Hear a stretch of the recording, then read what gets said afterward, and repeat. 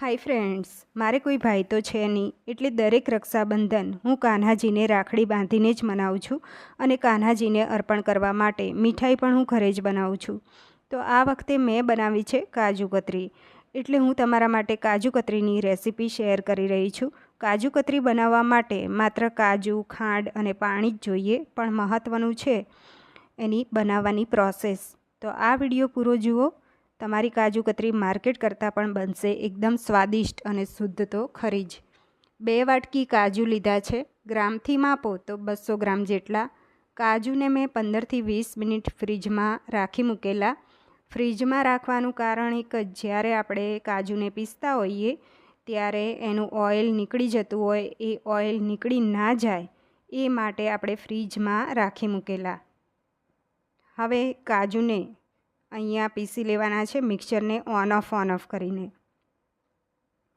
તો on of કરશો તો કાજુનું ઓઇલ છે એ રિલીઝ નહીં થાય અને પાવડર સરસ તૈયાર થશે.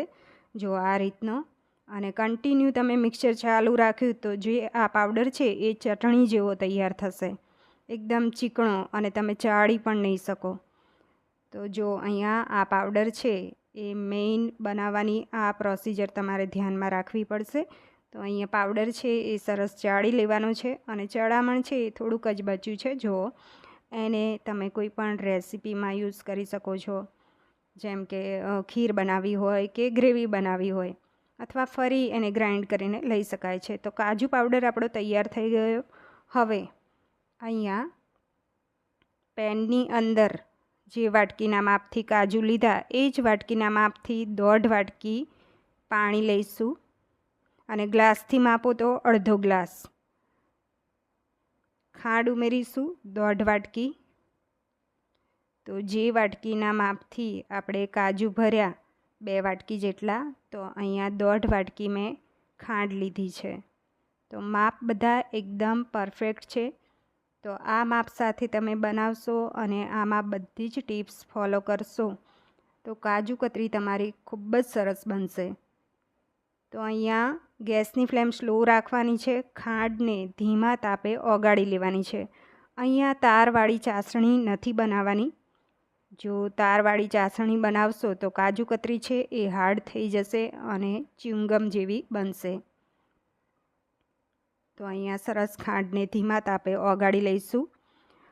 અને જો તમારે કાજુ કતરી વ્હાઈટ જોઈતી હોય, એકદમ વ્હાઈટ, ઘણાને એકદમ વ્હાઈટ ગમતી હોય છે, તો તમારે આમાં થોડુંક દૂધ ઉમેરવું અને પાણીનું પ્રમાણ ઓછું રાખવું, અને દૂધનું પ્રમાણ થોડું લેવું અને પાણીનું પ્રમાણ વધારે લેવાનું.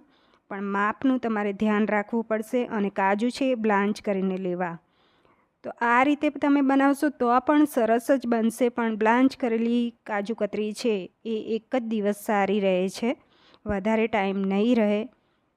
અને બીજું એ કે કાજુ કતરી બનાવતી વખતે અહીંયા ચાસણી ના બની જાય એનું ધ્યાન રાખજો. હવે 5થી 6 ઇલાયચી વાટીને લેવાની છે. મિક્સ કરી લઈએ. 5થી 6 ડ્રોપ્સ ગુલાબજળના એડ કરી લઈશું.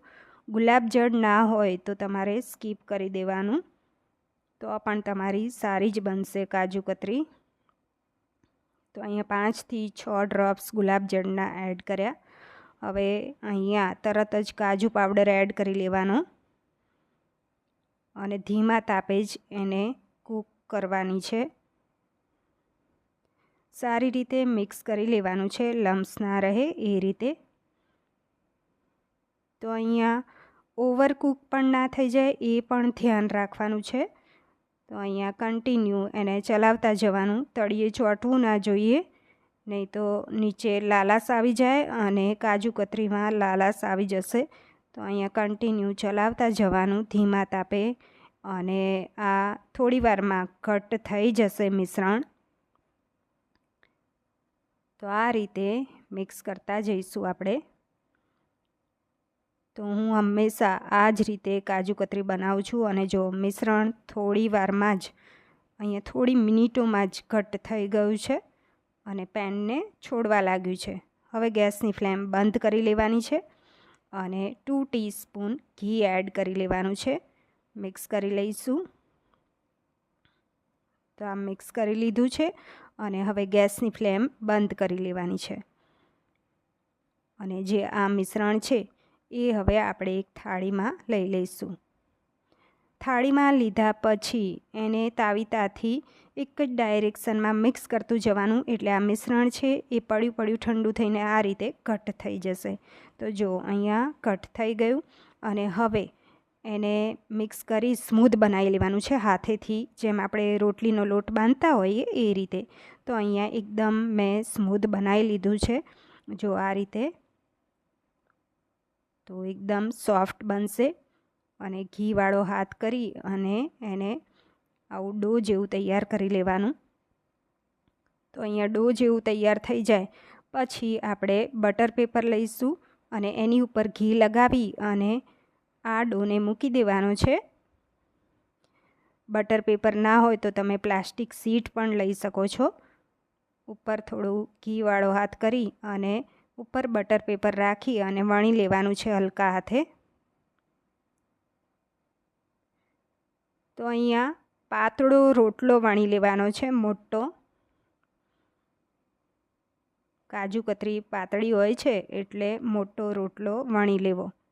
અને આ કાજુ કતરીને તમે સ્ટોર કરીને રાખી શકો છો બહાર, એ ઘણા દિવસો સુધી સાચવી શકાય છે. જો અહીંયા વણાઈ ગયો છે. હવે આ સમયે તમે ચાંદીનો વરખ પણ લગાવી શકો છો અથવા તો કેસરના તાંતણા લગાવી શકો છો.